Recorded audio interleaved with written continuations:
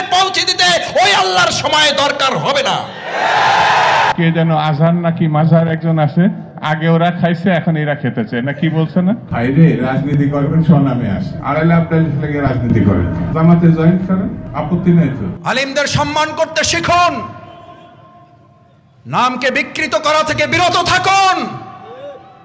ফ্যাসিস্টদের এক টাকলা মুরাদ মনে করিয়ে দিচ্ছি, শুধু এই মাওলানা ডক্টর আজহারি হাফিজাহুল্লাহ বলেছিল, ওই যে কি একটা বলে ঠিক না বা ঠিক, এই কথা বলার দুই একদিনের মাথায় ওর মন্ত্রিত্ব চলে গিয়ে অপমান লাঞ্ছনার কাজ করে আল্লাহকে দাঁড় করিয়েছিলেন। আমাদের মানুষের তৈরি করা তন্ত্র মন্ত্রওয়ালার লোকেরা, ইসলামপন্থী আলেমগণ যখন চাঁদাবাজের বিরুদ্ধে কথা বলে, একদল খাইছে আর একদল রেডি হয়ে গেছে, তখন ওই কপাল পরা জামাওয়ালার মতো লোকেরা চটকানা দিতে চান। মনে রাখবেন, খলিফার কাজ ভেঙে ছুড়ে তছনছ করে নতুন একটা বাংলাদেশ বিনির্মাণ আমরা করবই।